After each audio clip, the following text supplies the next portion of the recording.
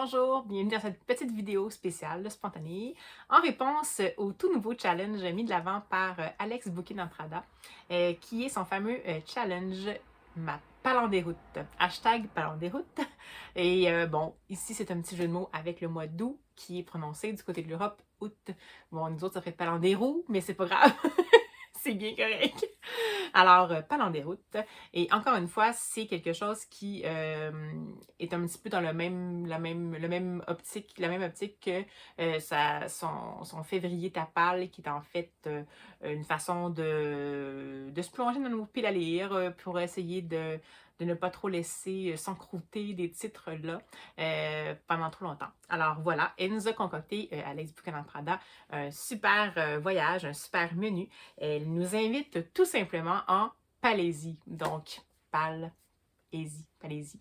Ce monde où les livres foisonnent, en fait, comme vous pouvez le voir, ou non, ça dépend des gens, et où on va être invité à collectionner des timbres rares en fonction de certaines catégories. Donc, vraiment intéressant de travailler extrêmement fort pour celui-là, non seulement pour les catégories qui sont très cocasses, et aussi pour les visuels, parce qu'elle nous a créé des timbres uniques pour chacune des catégories, plein de templates à utiliser, bref. Merci Alex Bouquet d'Entrada, c'était beaucoup trop tentant pour que j'essaie pas de me créer une petite pile à lire. Bon, petite, je dirais peut-être pas petite, on pourrait dire un peu youhou, ambitieuse. Je sais pas si je vais arriver à tout lire ça. L'idée de ce défi-là, c'est également dépendant de ce qu'on est capable de faire. Bon, pour Alex Bouquet-Prada, je crois que son défi, ça va être de lire un livre par jour. Moi, évidemment, je travaille en même temps. J'ai pas nécessairement la capacité. Ça peut être aussi de lire un nombre de pages par jour. Enfin bref, de lire à tous les jours. De se plonger dans la palle et d'avoir du plaisir, tout simplement. Alors, sans plus tarder, je vais démarrer le tout parce que sinon, on va être encore là dans 3 ans. Avec la première catégorie qui s'appelle L'été, je suis flemmartiste. Donc, la flemme. Alors, c'est le roman le plus court de ma palle. Alors, j'en ai beaucoup des romans courts, puis je suis pas allée au plus court, mais je suis allée dans les romans les plus courts de ma palle, que ça faisait très longtemps que j'avais et qui me faisaient envie, tout simplement, parce que je veux vraiment garder ça en tête. Alors, c'est Patrick Sénécal, 38 km de Patrick Sénécal. C'est en fait une petite nouvelle qui a été éditée aux collections chez Québec Amérique, dans une collection particulière justement pour des courts récits. Et ici, on va être dans une épopée père-fils qui vont faire... Qu'est-ce qu'ils vont faire? Nous avons atteint la voie ferrée. Je crois que c'est vraiment un pays de 38 km le long d'une voie ferrée. Ça me fait un peu penser à Stephen King puis The Stand. Mais là, je pense pas qu'on est dans la même, dans la même veine. J'espère que non, parce que Patrick Sénécal, c'est vraiment trop pour moi. Mais je me suis dit pourquoi pas. Alors, celui-ci pour le fameux L'été, je suis flemmartiste. Ensuite, la prochaine, c'est Petite virée à Saint-Trope. Donc, ici, c'est un livre de notre genre préféré ou de notre trope fétiche, en fait, notre formule d'intrigue fétiche, si on veut. Cette fois-ci, j'ai un peu, pas triché, mais je suis allée avec, j'ai quand même pas tant un genre préféré. J'en ai beaucoup qui me plaisent, mais j'ai pas un genre préféré unique. Ça, je lis seulement ça. Puis là, je me suis dit que je vais y aller avec un trope fétiche. Donc, j'aime beaucoup cette formule-là ici. Je suis allée avec le tout nouveau Emily St. John Mandel, Sea of Tranquility. Pour votre information, il sort également, je crois que c'est au cours de l'automne en français. Là, je vais vous donner peut-être la vignette puis la date dans ce coin-ci. Donc, Emily St. John Mandel, qui est connue pour son Station Eleven, que j'ai adoré, qui est dans la dystopie. Et encore une fois, on est dans celui-là. Donc, on est dans la dystopie et la double temporalité. Et ça se passe, je crois, à la fois en 1912 et 500 ans plus tard. Oui, c'est ça. Donc, j'ai vraiment envie de le lire, ça fait longtemps. Puis c'est une toute petite plaquette, là, c'est vraiment... Puis c'est écrit super gros à l'intérieur. Puis je l'ai trouvé en livre audio, donc je pense que je vais le lire très bientôt. Donc, juste en papier, ça fait 255 pages. Alors voilà, pour mon Petite virée à Saint-Trope. Ensuite, on est allé vers Arrakis ou le Pilate. Donc, ici, on est science-fiction, dystopie, complot, prophétie. Ça, c'est ses mots-clés. C'est un peu varié, mais justement, son but, c'est que tout le monde puisse avoir quelque chose à inscrire là-dedans. Donc, moi, ce que j'ai décidé de mettre, c'est d'y aller vraiment dans le premier mot-clé qui est science-fiction. Et je vais me lancer dans une des autrices également qui a été proposée, entre autres, par Alex Buchanan-Prada et que je suis en train de découvrir à part dans un premier opus qui est sa série de Monk and the Robot. Donc, c'est Becky Chamber avec le premier tome de sa série qui se passe dans l'espace The Long Way to a Small Angry Planet. Donc, ici, si je me souviens bien, on est sur une épopée, en fait, de la science-fiction qui se passe dans l'espace. Donc, on est sur le Wayfarer où on va suivre Rosemary Harper et qu'est-ce qu'elle va le faire? Elle va embarquer à partir de ça.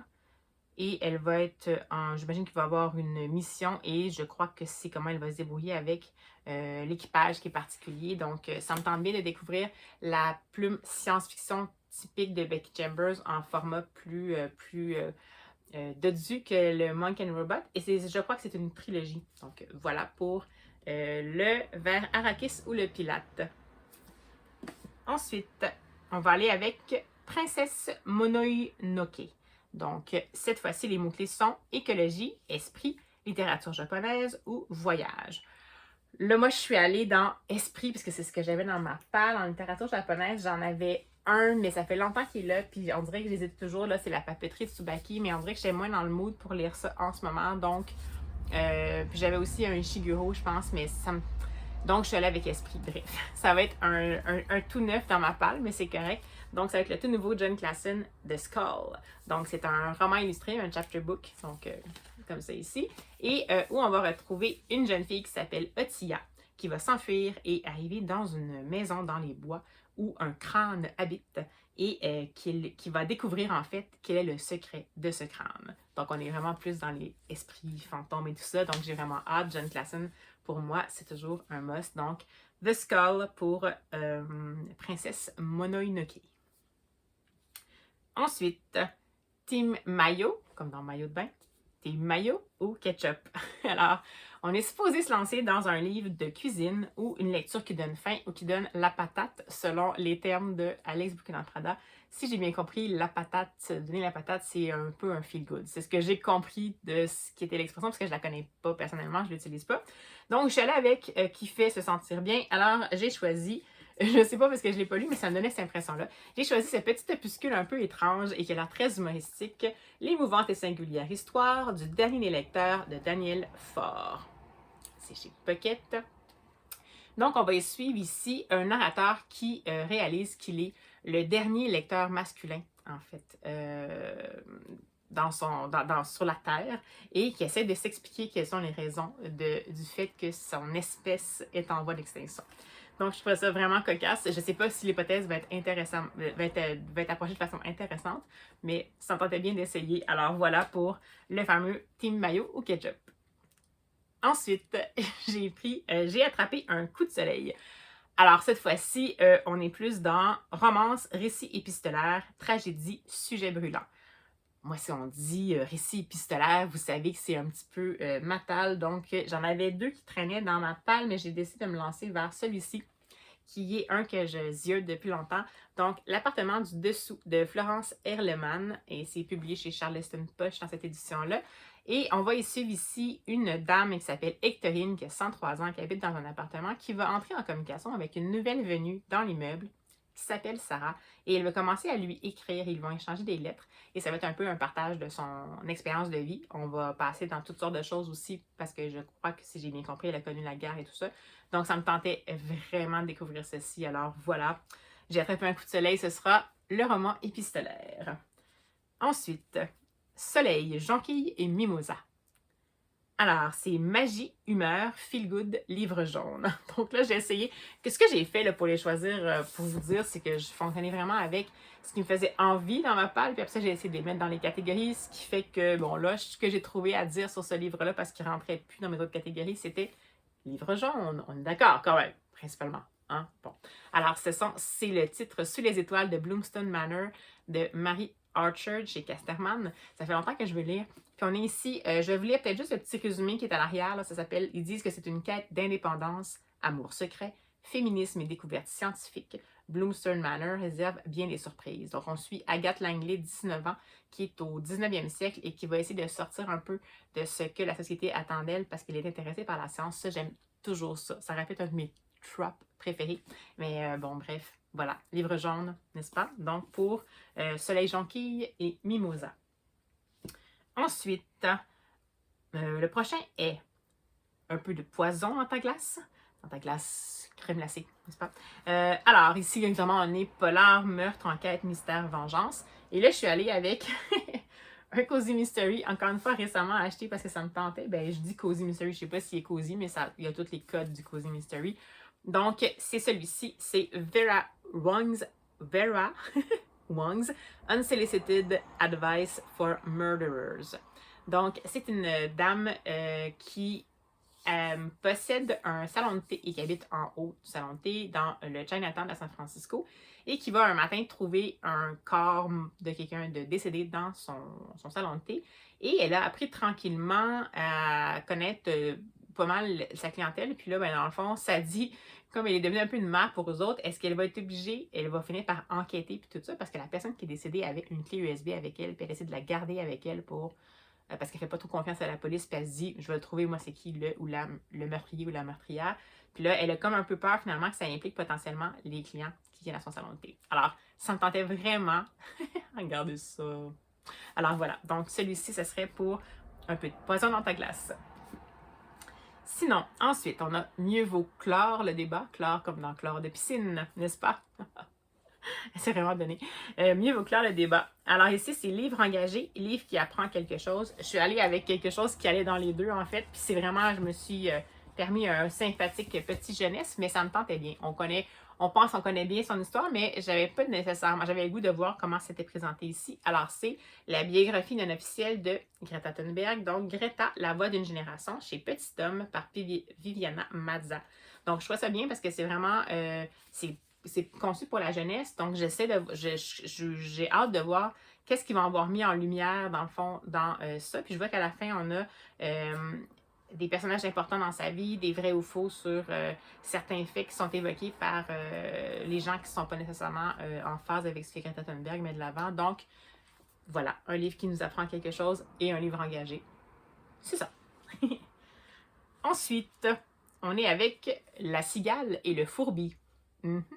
Alors, c'est conte classique, relique de la pile à lire, récit choral ou musique. Donc, je suis allée avec relique de la pile à lire. J'en ai beaucoup quand même, mais je suis allée avec un qui me tentait. Je me rends compte aussi également, je vais en parler après, mais il y a une des étapes dans une des missions bonus de ce défi-là qui est de faire le tri. Puis là, je me suis rendu compte que tout ce qui était relique de ma palle, vraie relique de ma palle, ma question est vraiment, est-ce que je veux vraiment les lire? Donc, je pense que j'aurais peut-être pas beaucoup de difficultés à faire un tri de toute façon, donc on verra bien. Alors, j'ai décidé de prendre celui-là parce que celui-là, je voulais vraiment le garder. C'est un recueil de poésie, donc Morceaux de mémoire de Mathieu Dubé. Et c'est aux éditions du Sémaphore.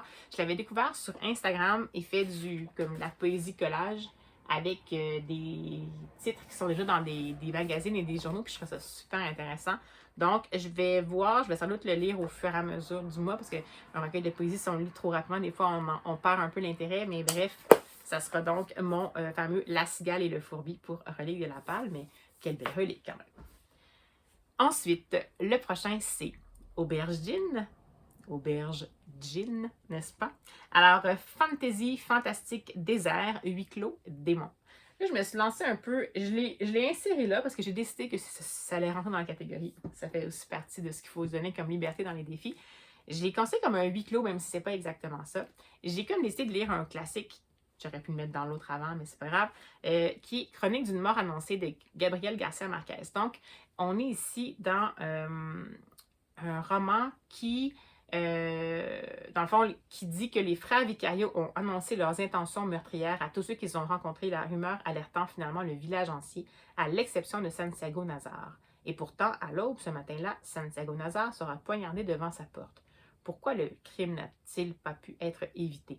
Donc, c'est intéressant parce que ça se passe dans un petit village reculé. Puis en fait, on va essayer de tourner autour de qu'est-ce qui s'est passé, comment ça se fait que le meurtre est arrivé même s'il avait été annoncé. Puis on reste vraiment toujours dans l'espèce de même société fermée, donc huis clos. Je suis allée là-dedans. Alors voilà, pour Chronique d'une mort annoncée de Gabriel Garcia Marquez qui va être avec Auberge Gin. Ensuite, je vais y aller avec Une fois au stage d'été. C'est un livre humeur, amitié humour peut-être, humour, amitié, apprentissage, secret. J'ai décidé de mettre un graphique. Donc, c'est la suite d'une série que j'ai déjà lue et que je réalise que j'ai acheté en anglais. C'est très drôle, ça, parce que j'étais certaine que c'est une autrice anglophone qui avait un nom francophone, mais c'est une autrice française qui habite au Québec, qui crée en français, mais dans le fond, j'ai acheté ses albums en anglais, mais je pense que c'est elle qui a fait aussi la version anglaise parce qu'il n'y a pas de trace de nom du traducteur. Donc, voilà. Bref. Deuxième tome de la série, Les sorcières de Brooklyn, donc Witches of Brooklyn. What the hex? Alors voilà. Dans le fond, celui-là, on va continuer à suivre Effie qui a découvert dans le dernier tome qu'elle avait potentiellement des pouvoirs magiques. Je ne vais pas trop vous en dire. Mais ce que ça dit là-dedans, c'est qu'elle va comme tranquillement apprendre la magie et tout ça et qu'elle va trouver ça un peu difficile comme apprentissage. De même que apprentissage par rapport à comment les gens l'aperçoivent, les amitiés qu'elle a. Donc, ça allait vraiment dans les mots-clés là-dedans. Là. On allait avec humour, amitié, apprentissage, secret. Je me dis peut-être amitié, apprentissage, donc je décide de le mettre là-dedans. Donc voilà pour cette catégorie. Ensuite, on est allé avec Randonnons à César, ce qui est de César. Je verrai tout le long comme ça, c'est sûr. Je me sens vraiment avec un humour de ma tante. Alors, ici, on a Trahison, Nature Writing, épreuve mythologie. Donc, pour celui-là, je suis allée plus vers... Je ne savais pas où le mettre, j'avais vraiment envie de le lire. J'aurais pu mettre un livre de Nature Writing que j'ai ici depuis longtemps, mais ça fait longtemps que je le mets dans les pales, puis je le lis jamais. Puis là, ça me tentait vraiment d'avoir quelque chose que j'avais tendance à vouloir lire. Je voulais vraiment découvrir cet auteur-là qui m'a été comme... qui m'a titillé la curiosité parce que Triple L de Mag l'a présenté dans ses derniers vlogs. Et c'est un auteur grec qui s'appelle Christos Markogiannakis. Et j'ai le premier tome de sa série qui est au 5e étage de la faculté de droit. Donc, de Christos Markogiannakis. Et il est comparé au Agatha Christie grec et Triple L de Mag dit que c'est quand même relativement vrai, c'est pas une fausse comparaison. Et là-dedans, on va en fait on va retrouver l'enquêteur qui s'appelle Christophoros Markou, qui vient tout juste d'être diplômé de l'université et qui va devoir enquêter sur un corps qui a été découvert sans vie à la faculté de criminologie. Et la personne qui a découvert le corps également a été retrouvée sans vie. Donc, il va falloir qu'il évolue à travers toute cette espèce de milieu-là où il y a un peu de la compétition, des non-dits, des trahisons et tout ça. Donc, c'est là que j'ai trouvé mon trahison. Je me suis dit que c'est sûr qu'il y a eu une trahison là-dedans potentiellement vu que c'est un polar. Alors voilà, c'est ce que j'ai décidé de mettre dans cette catégorie-là. Ensuite, j'ai décidé de mettre pour la catégorie en mode Stamp Capture. Donc, évidemment, c'est une catégorie bonus un peu, là, parce que c'est une catégorie facile. Et c'est pour graphique, illustré, beau livre, manga. Donc, ce qu'on veut mettre là, parce qu'on a envie de le lire. J'ai décidé d'y mettre justement une autre recommandation de Alex Buchanan-Prada qui va être un peu... je suis un peu fan, mais c'est comme ça. My Hound is a Monster, je l'avais acheté justement après l'avoir découvert dans un de ses vlogs. C'est un graphique qui est particulier parce que les deux personnages principaux sont vraiment différents. Donc, l'héroïne principale, qui est Safia, qui devient orpheline soudainement, qui va tomber en institution, va se faire récupérer par sa tante. Mais Safia a un défi particulier parce qu'elle est aveugle. Et sa tante est supposément super différente. On l'appelle un peu le monstre. Mais comme Safia ne voit pas sa tante, elle peut juste se fier à ce qu'elle va le percevoir par rapport à son expérience avec elle. Donc, ça a l'air vraiment intéressant. À l'arrière, c'est écrit « Can you keep a secret? » Donc, ça a l'air super bon. Alors voilà, ça va être ma catégorie en mode Stamp Capture. Et enfin, la dernière catégorie, les dents de la grand-mère.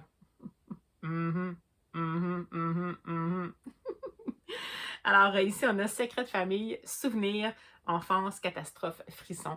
J'ai misé un peu sur Secret de famille et souvenirs parce que je voulais absolument lire enfin le tome 2 des Mémoires de la forêt de Michael Brun-Arnaud. Et dans celui-ci, ça va être les carnets de Cornelius Renard et on va suivre cette fois-ci le fameux libraire de Belle-Écosse.